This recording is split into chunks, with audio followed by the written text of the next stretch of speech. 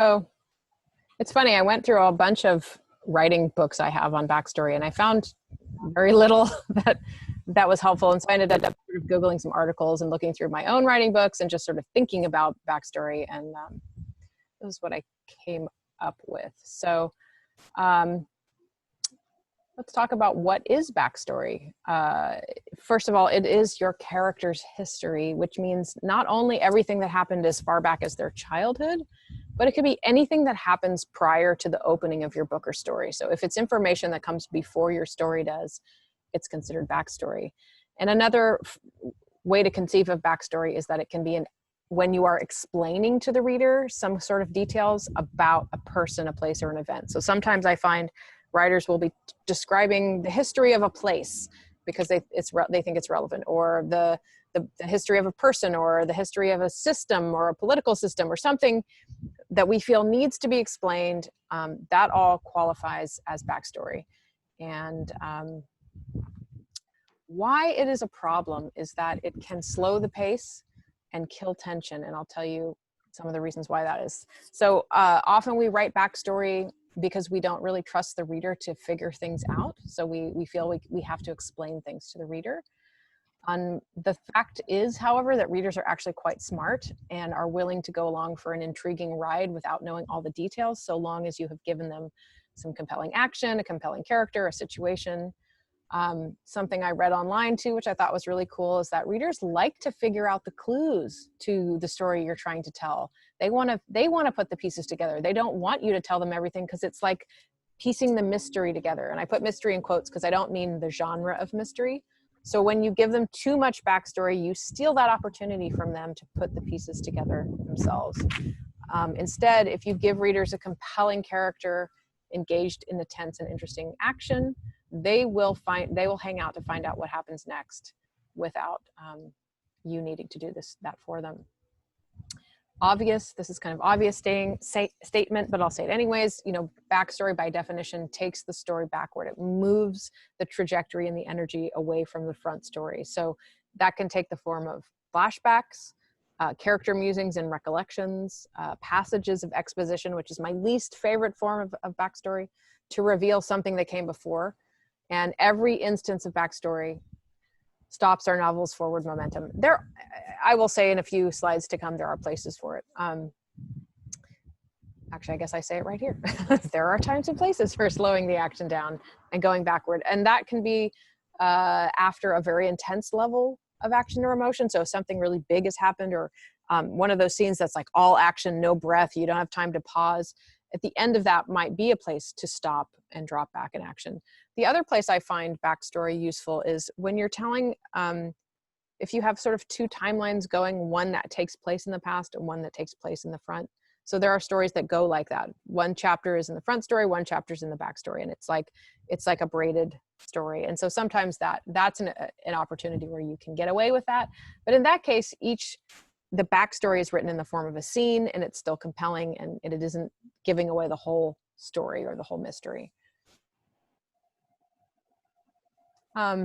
Another thing to think about is that backstory often contains information that's better saved for a plot reveal down the road. So I happened to just finish this thriller called The Woman in the Window. And the main character, Anna Fox, who's a former psychotherapist, she's agoraphobic. She doesn't leave her home. And you don't know for a long time what happened to her. There's a trigger event that triggered her agoraphobia. And if we were told it from the beginning, it would steal all the tension and not let us just follow this erratic behavior she has.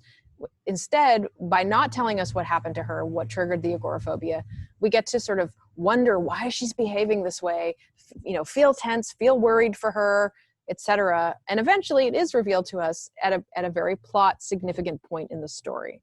So by giving backstory too soon, you take the tension out of being able to reveal plot elements that might be very useful. Other thing that often happens is that when we're doing that first drafting kind of quality, or even in our second and sometimes third drafts, we include the backstory at the beginning because we're sort of telling ourselves the story. We're still trying to figure it out. So we offer a lot of information up front, again, thinking that the reader needs to know this before they can dig in. And this is something I actually pulled from an article where the author wrote, you know, when you include that backstory in the opening pages, you're telling the reader, wait a minute, hold on. You know, before I tell you this story, there's something you have to know. And what that does is it feels like lecture. It feels like throat clearing. It's not action. It's not dropping into scene. So the goal is to try and stay in scene as much as possible, which means to stay in action, to stay in dialogue, and stay out of that kind of narrative voice, rumination, info dump, exposition. Of course, you are going to include backstory in your story at some point. You're going to reveal things about the past of the character. But what you want to do is you want to really dribble it out. You want to give it in little tiny pieces along the way, as little as possible, and avoid anything that could be construed as an info dump, where you just sort of deliver a whole bunch of backstory all at once. And even in dialogue, if you deliver a whole bunch of backstory at once, it feels like a lot. So the goal is to dribble it out, which is, you know, it takes time. Here's a quote from author Garth Stein, whose book, The Art of Racing in the Rain, is a wonderful book. If you haven't read it, I recommend it. It's narrated by a dog. Rushing the backstory is a terrible waste, he says. Many writers try to get too much out too soon. If the earthquake is going to happen today, don't start your story 2 days ago, even though something important happened to your protagonist 2 days ago. Start it with the earthquake. Then the previous 2 days become the backstory that will inform our hero's actions in the now. The fight he had with his wife, the fact that he has no gas in his car or cash, or that his kids are stuck at summer camp and he has to get to them. Tension between what the reader knows and what the reader doesn't know will then serve to propel your reader through the story. And, you know, the way you might show this is to have a character being anxious about something they have to get back to, or something they need to do, or, oh, I have to call this person, and the reader doesn't have to know why. They just know that the character is feeling anxious about it, and that creates an anxiety within the reader. And this is going to be kind of our exercise for today too. I really encourage you, and as I tell you this, I'm telling myself this, because I have a bunch of backstory in my early novel that I need to get rid of. So there's really not that much that readers need to know about your characters' histories and motivations that they're not going to learn over the course of the book. You don't need to upload it in front. So interrupting the reader or the story to tell the reader about something that happened before, or anything that, you know, any history, is really going to work against what you're trying to accomplish, which is to engage the reader and sort of sweep them up into that sort of story and that world of the novel. So consider, if you go through your novel, what can you actually let go of? What backstory can just be gotten rid of and the story still makes sense, and you can either save it for later, or you might find out you don't even need to tell the reader after all. So a couple questions to ask, and then we'll do a little exercise. So ask yourself this question when you encounter backstory in your work. Does the reader really need to know this fact about the character? Or is this detail something that I, the writer, find interesting but isn't crucial to the story? Will the story fall apart if I withhold this information? And if your conclusion is that yes, the reader absolutely does need to know about a particular situation or character, then ask yourself, does the reader need to know it now in these opening pages, or can I reveal it later after the reader's more engaged and invested? So you're really asking, you know, is this backstory necessary? If it is necessary, does it need to come now? Or can I dribble it out later in dialogue or some other kind of reveal? This is another quote from novelist Jamie Ford. Writing backstory feels like storytelling, but it isn't. It's regurgitating facts or dolling up aspects of world building, basically plugging in what that author already knows, hoping it will entertain and enlighten the reader. Instead, it has the opposite effect. Less is more. Backstory is like creating a connect the dots pictures. You just need the dots. The reader will draw the lines. And honestly, if I think about the feedback we've given each other over the last 2 weeks, I hear constantly from you guys, you tell each other, here's where the story really starts. And it's always where there's action, where there's dialogue. But if there's backstory in the beginning, almost all the time you tell each other, like, I wasn't engaged until here. So it's really something to think about. That said, there is a time for backstory. And again, I keep using this word dribbled out. Backstory can be dribbled out, revealed in little bits and pieces. in dialogue, of course. Dialogue is the best form of it, and not in like info dump style, but just little tidbits about yourself. You know, think about the way when you get to know a new person, you don't just sit down and tell, I mean, okay, sometimes we sit down and tell each other our whole life stories, but most of the time you tell each other little bits and pieces, right? Relevant pieces that come up in the moment. So that's the way that characters interact with each other. There are times when your character has a thought or a memory of something that happened to them. I think I'm going to sneeze. Hang on. Sorry. Crawled back up. The other way that it might come up is that your character might find, I'm calling them clues, objects, physical triggers for the past or memory. So a letter, an old photograph, you know, a ring or something that brings the character back in time to a significant place. That is sometimes how we can drop into backstory, but just briefly. Again, the goal is to be brief about it as much as possible. And this means we need to talk a little bit about flashback scenes, because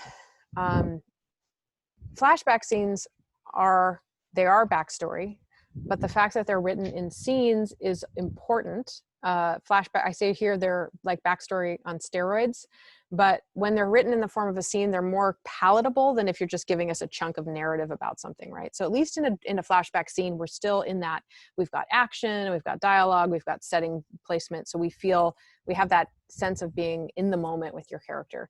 The thing about flashbacks is, again, you want to ask yourself, like, why do I need to use a flashback here? Why does this information have to be revealed in a flashback?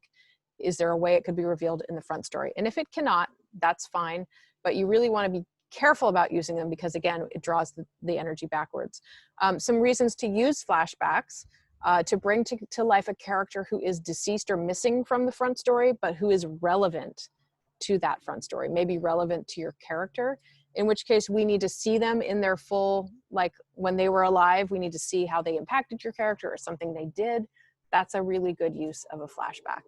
Another place is when the past is directly responsible for a present plot point, and it wouldn't make sense without the flashback. We really need to see those characters in that past moment, in that scene. Also, when it helps to clarify, deepen, or further our understanding of a character's behavior. So back to this book I was reading, The Woman in the Window, the character, she's agoraphobic and she's neurotic, and there's all these behaviors she has that are really, like in any other character, you would be like, why are you behaving this way? Slowly, she starts telling the story to someone online, and eventually we get, and it's told in flashback scenes, we get the full story, what happened to her, and it really explains a lot. And it's always dribbled out in pieces, so we never get it all at once. And when we finally get it, it seems to explain something, but what the author does so beautifully is that it doesn't explain everything, which I love. So it's a really beautiful use of that. Another example from a book that I also love, really one of my favorite books of all time, which is called The Sparrow, by Mary Doria Russell, is when a character is traumatized in the front story by past events, and they can't just tell the reader what happened to them for any reason, because either that would be dull and boring, or their trauma itself prevents them from it. So this is a book that's told in kind of braided narrative, front story, backstory, front story, backstory. The backstory is also told in scene, and those flashbacks help us understand what we don't understand in the front story. And it's doled out, we don't learn everything all at once. So, you might have a story that needs to be told in 2 timelines, essentially, and that's a good way to use flashbacks. I like to use flashbacks in like little paragraph length, like, this much information to reveal something, painful, compelling, interesting about the character's past. All right, so I want you now to think about your manuscript and what backstory can you let go of, particularly if it takes place in the first third of the novel, but even if it's anywhere that you can kind of call to mind. So ask yourself, about your work in progress now. Is there some backstory that you know of that you could let go of? Does it need to go somewhere in the book? Or could it just be dropped altogether? Is it just information that you needed to know to get to know your characters better? Can it be worked into dialogue? Could it come as a brief flashback scene? and then ask yourself, and now I realize that you might actually have to look at your work, but just do your best to kind of think about it. And if you have your work handy, feel free to look at it. If you cut all that backstory from your early pages, does the story really suffer? Like, can we not go forward without it? So take some time to think about this right now. And even if you could just sum up in a sentence, like what the backstory is that you could let go of, that would be useful.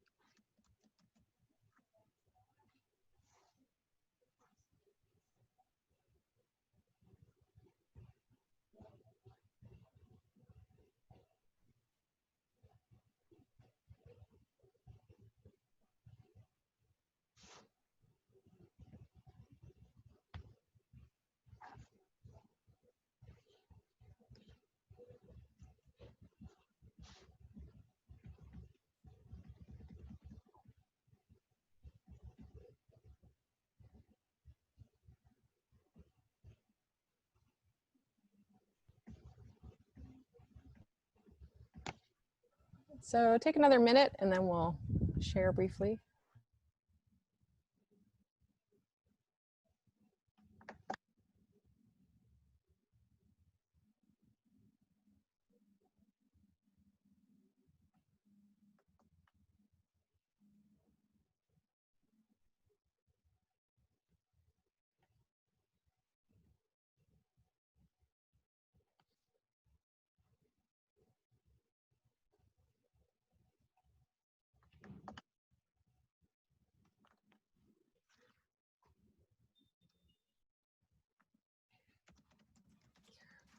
All right, start to wrap it up if possible. Keep having to move to avoid the sun. At some point I'm going to be somewhere else. We'll see. I'm looking at the menu for the best mac.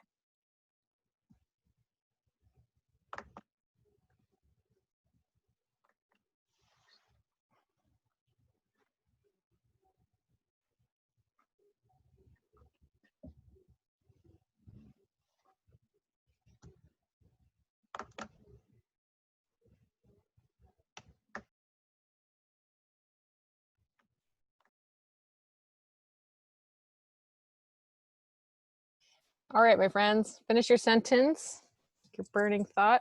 Oh man, sun's in my eyes.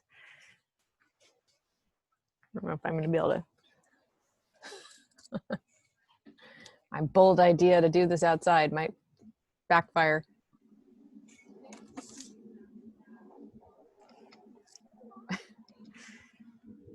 All right. Let's see. Some of you look done. Some of you still look like you're writing.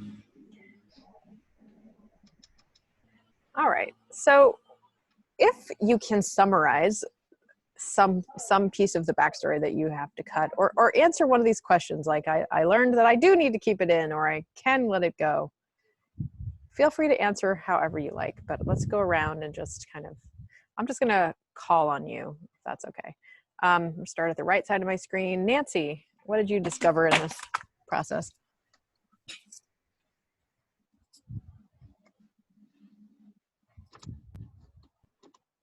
Still unmuting? Yeah. There you go. Okay. Sorry.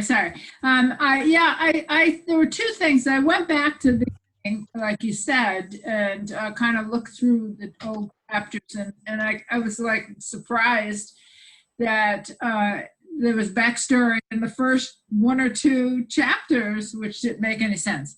So, but the two scenes come to mind. One was she gets away and this is like in chapter 2, and she's in San Francisco and she's smoking weed, and she says, "Oh, my parents are great," and then this voice inside of her, Yep. and she's stunned. Wait, and then what did the voice say? To this backstory. That's not true.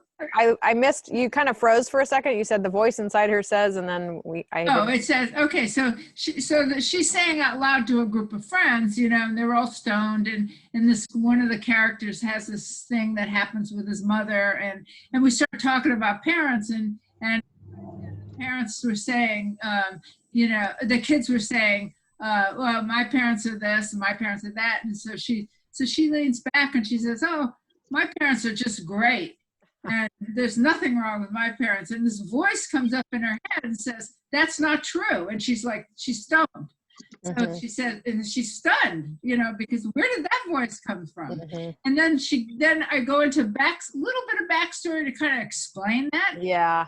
In light of what you said, it's like, wow, that's perfect. Just leave it there. Just leave it there. Yeah. And there was another one. Could I add Sure. one more? The other one that came up and was in chapter 2 had to do with her getting on the pill for the first time. And so there's a lot of backstory about that. Yep. He has 2 friends that had abortions and that almost died. And I'm thinking, well, does that need to be there? And probably not. And so because she gets pregnant later on down the road, and I'm thinking, well, backstory could come much better here. So, yep. Yeah, often you can move it around too. That's another Yeah.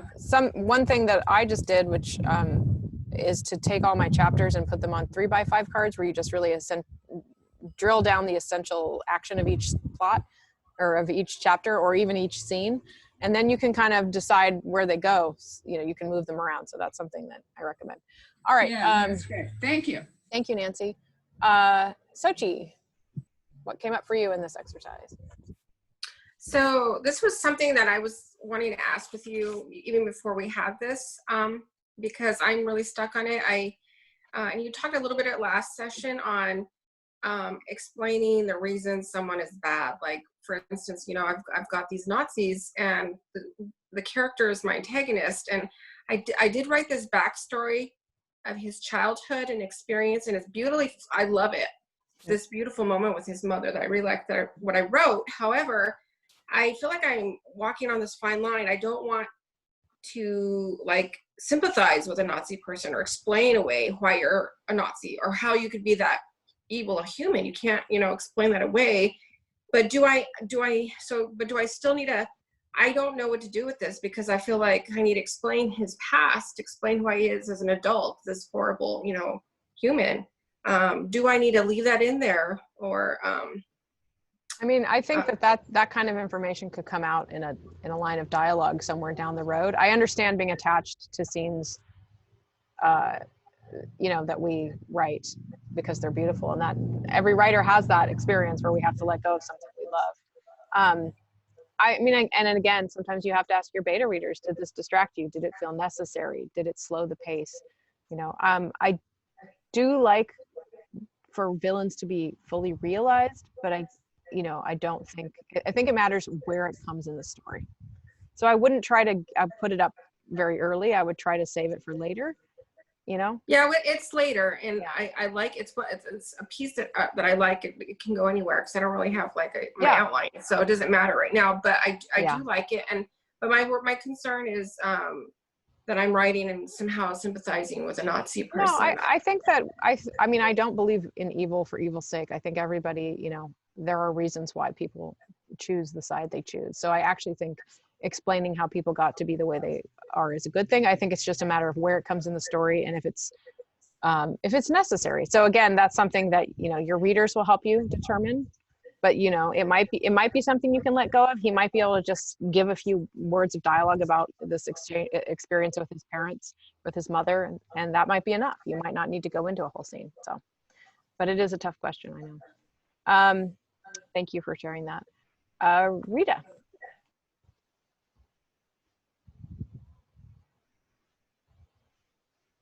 Well, I think you can, by the stuff you read today, can probably see that it's going to be an exercise in removing backstory. So I think these tips are going to be really good, because I think once I start to get really more into it, I'll be able to go back and weed more of it away, be more judicious about it. But I think it's too early for me to know what is going on right now. But there's going to be a lot of backstory weeding, but I'm gonna have to go back to my second draft, I think. Totally. And be really, really careful about reflecting on all this.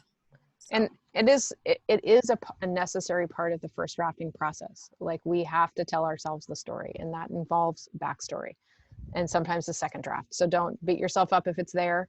It takes time to weed it out. I'm going through it right now myself, so I sympathize. Linda.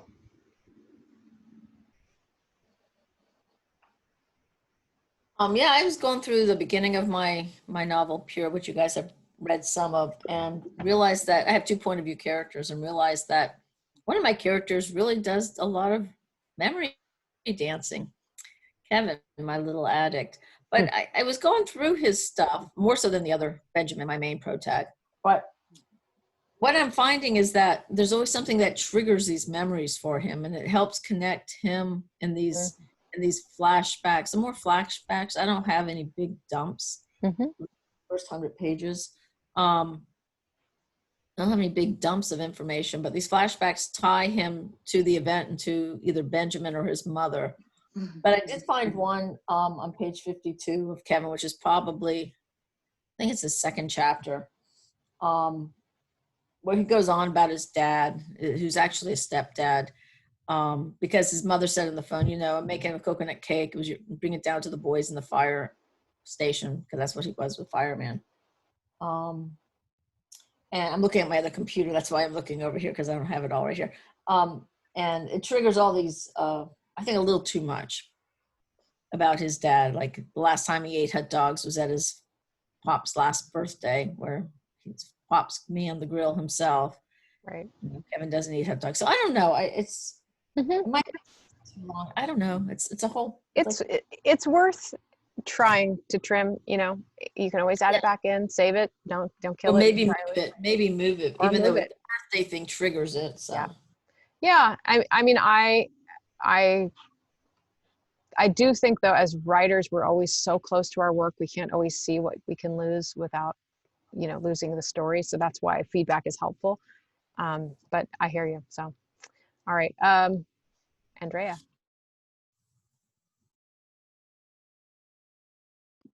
Unmute. Okay, I'm unmuted.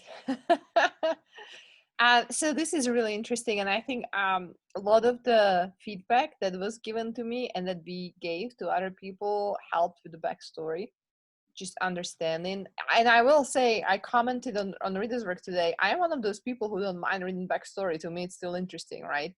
As I guess as an amateur, right? So it's really interesting to actually, because once you hear the reasons why they should not be there or they should be done differently, I personally got to understand it. But and here's another interesting thing. So I was going to do the index cards that we were talking about last time. I didn't, because I don't have index cards, but what I did was that I put my first 15 chapters on a document that I printed out, and I single spaced it to save paper and put it in a 10-point font. And I now that we were talking about, right, find your backstory at the beginning of your book, is there anything that you would cut? I looked at the document and I scrolled through it to see where my backstory is. And I actually got feedback from all of you guys at those instances where I have backstory doesn't need to be there or can be moved elsewhere. So I'm already aware of that. And I actually think that, yes, it is correct. I actually can leave it out, or I can move it elsewhere or make it into a dialogue.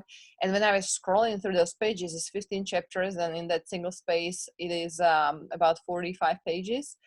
I actually see that I have a lot of dialogue. It's actually interesting. I would recommend you do this. I've never looked at it this way, just scrolling through the manuscript where it's condensed. And I actually see that I have a lot of, now I'm actually concerned I have too much dialogue because it just looks like all of that. But you see, I have one part which comes much later in the book that I haven't shared yet, where the backstory is through a diary of the grandma.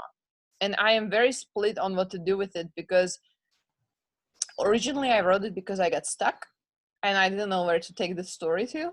And I started writing Diary of a Grandma in a completely different voice that helped me move the story along. And I think the diary itself is interesting, but at the same time, now that we're talking about backstory, I wonder if it is something, that does it need or does not need to be there. So for me, really, it'll be a question of looking at it with this new information and figure it out if it stays there in that way that it is currently written, or if it would need to be moved or spread across, or something like that. Well, I find sometimes devices like that are actually useful. Like a diary entry can be a good way to reveal information. So it's not, again, it's not the back. I'm more of the middle way, which is to say that some backstory is acceptable, and it's about when and where and how you use it, not that you shouldn't have any. So anyways, thank you for sharing that. David. Well, there's one thing that immediately came to my mind about whether or not I could cut it. Certainly it's lengthy, so we'll need to edit it down. It's something I wrote quite a while ago, so I don't really know how it quite fits in, but it's an important reveal of one character's, it's a clue. So it's like it just introduces the reader to a particular character who is nameless, and then that character resurfaces near the end of the novel. But what I did figure out is that I need to split the backstory. Mm-hmm. So I need to have some of it up front, just dropped in as a clue, and then the rest of it needs to be saved for later when that actual person is revealed for who they are. Yeah. So I think this exercise is helping me to identify that I just need to do that universally, because there are, I don't have a lot of characters in my novel, and some of them just don't have backstory, period. That's just part of who they are as characters. But I think this will give me a better framework for how I actually identify where I should edit down, where I should split it off 2 or 3 times and leave little clues along the way. And then if the reader figures it out, that's great. If not, then I'll hit them on the nose with it. Yeah. So. Okay, good. Yeah, I know it's tough. I'm not saying any of this is easy.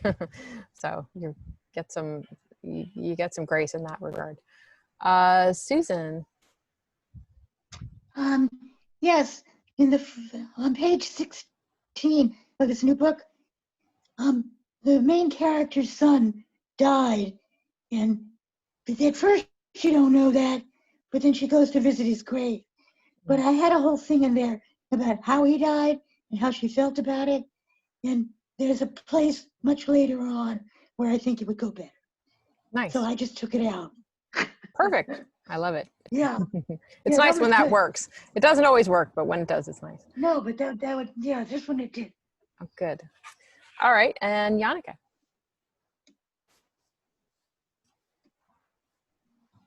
Well, this kind of stuff is real central to my style of writing because I purposely have a World War II era and a sort of present day era. And even the present day era characters, their childhoods with the traumatized parents from the World War II era matter. So when I was looking at this, I realized that with my transition from book 1 to book 2, in book 1, the oldest child and daughter is the main protagonist in the present day. And in book 2, her brother is the main protagonist, and she's kind of a narrator. And so I do have a flashback in there early that you guys have heard when she remembers her grandmother, Oliver's grandmother, dying, and how shocked she was, and how she went and did doubtful things with the puppies that she adored and her dog that she adored, and was worried that she was almost a killer and was this horrible bad person. And that's a pretty good theme in these novels because the characters are always feeling like they're bad, and that, you know, forgiveness and redemption is a big part of it. So I think what I saw in this one is that it could go in later because for this character Luce, who still matters, and I think readers want some continuity with book 1, that could be an epiphany for her later. That's a good point. Yeah, and then I've got a lot to learn here because some of this applied to when you're trying to give somewhat equal importance to 2 eras, and some of it did not. Because I don't want to count all of World War II as a backstory. It's not. Right. Well, you have a little bit of that braided storytelling going on where there's a front story and a backstory, like timelines wise. So yours may qualify more like that. There's the story that takes place in the current time and the story that takes place in the past time. But you still have that, you know, ability to look at, like, do I need to give this information so soon? So right. And there's a whole bunch more of loose backstory that I'm tempted to put in. Right. And so allowing myself to feel the tension of that and go, I know. Well, you know, I say this, you can always put it in and you can always take it out again. So right. And I'm still in that phase too, where I have a lot laid down and I can leave it for now. Right. Good. Well, good, everyone. Thanks for indulging. Did I miss anyone? No, I have a question. I have a comment. Yeah, Rita. Being the opinionated person I am, I think if you notice though, like when authors get famous, their books get bigger. Oh, and yeah. I wonder if it's editors afraid to remove backstory. I think from so. That's my feeling. Yeah. My general feeling is that the more famous the author, the less the edits they get. Because there's so many books where I've been like, why didn't they take that out? And honestly, listening to audiobooks, I've really come to hear the parts of a book that can be removed because they're really evident when you hear it read to you versus when you read it with your eyes. Like it's really clear. And every time, for everything I say in this class, you're going to read an author who breaks these rules and does it beautifully. So, if you can do it beautifully, then screw me, do it your way. So, all right. I actually don't even know how many more slides I have. So my cursor decided to disappear. Where'd you go? Come on now. Well, let's see what happens if I hit this arrow. My computer has been behaving really oddly. Probably a COVID thing. Jordan, Yeah, Do you have a I Mac? have one. I'm on a Mac. You might have to there's something you could do to make the space work better. My cursor's know. just like not even showing detail. up all of a sudden. Like my It really annoys me when it does that. Okay, I gotta go plug my computer in, guys. That's what's going on. Let's hope it I'll ask doesn't. my question when we come back. I can Ask- see it.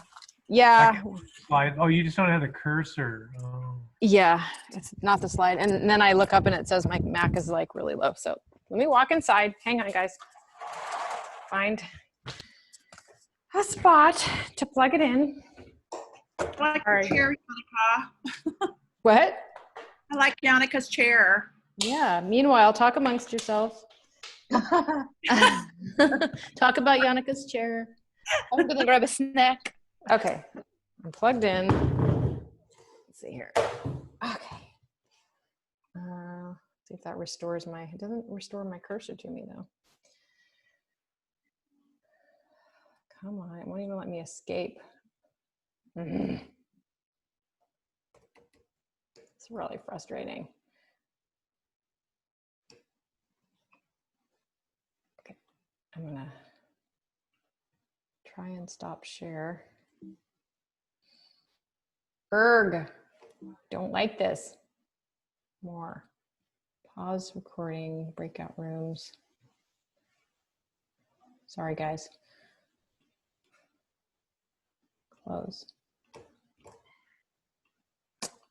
There's a small chance I might have to stop my computer.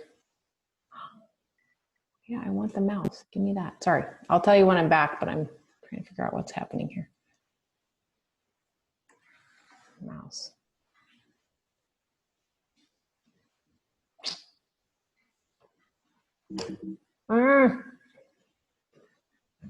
Press escape and see what happens. I have been, and it's doing nothing. Refresh your browser. I can't. It won't even show me my browser because I'm in slideshow mode. All right. Shut it off and turn it back. I'm afraid I'm gonna have to shut my computer down. So sorry, gang. Just See give you me later. just everybody check back in. Oh wait, now look, it's like, hang on. Yeah. All right, I'll be back. Just bear with me. Come back in like 3 minutes. Okay. Okay. Oh yeah. Now it gives me my cursor. Hey, look, there's my cursor. But I still want to escape.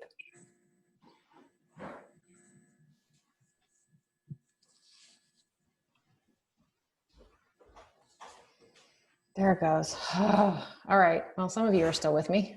Jordan, I had a quick question Yeah. about backstory and flashback.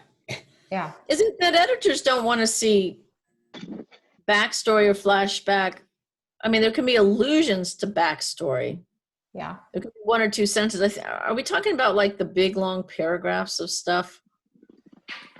What do they not want to see, basically? Yeah, I mean, it's like when people say no backstory in the first 50 pages, it's sort of like, it's really hard not to, I think they're definitely talking about like more info dump style, longer period passages of exposition. Yeah.